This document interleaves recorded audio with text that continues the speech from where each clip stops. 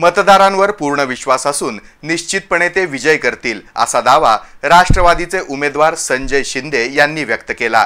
अनेक नेते मंडळी जरी भाजपच्या वळचणीला जाऊन बसली असली तरी जनता सुज्ञ आहे आणि ती जागेवरच आहे।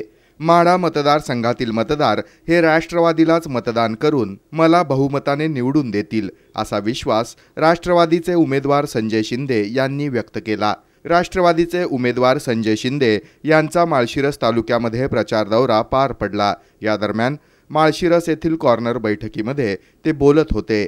यावेळी फत्तेसिंह माने पाटील, सुभाष अण्णा पाटील, पांडुरंग देशमुख, माणिक वाघमोडे, आप्पा वाघमोडे, डॉक्टर रामदास देशमुख, शंकर नाना देशमुख, अमोल वाघमोडे, शामराव बंडगर, अशोक देशमुख, बाळासाहेब वाघमोडे, नाना काळे, ॲडव्होकेट प्रवीण वाघमोडे, शरद बापू मोरे, रघुनाथ कवितके, राजेंद्र हिवरकर, रामभाऊ पाटील आदी उपस्थित होते।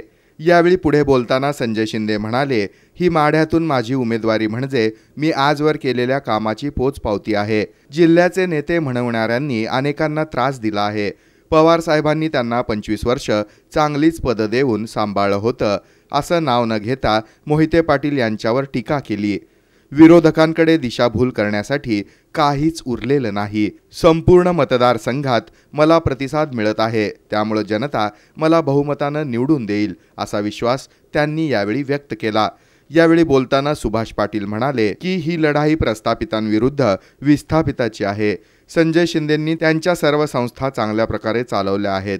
चांगलं काम करणाऱ्यालाच मतदान केलं पाहिजे असं सांगत लोकसभेसाठी संजय शिंदेंना निवडून देण्याचं आवाहन त्यांनी यावेळी केलं। या प्रसंगी माळशिरस तालुक्यातील फोंडशिरस, माळशिरस, नातेपुते, दहिगाव, शिंदेवाडी येथे मोठ्या प्रमाणामध्ये प्रचार बैठका झाल्या।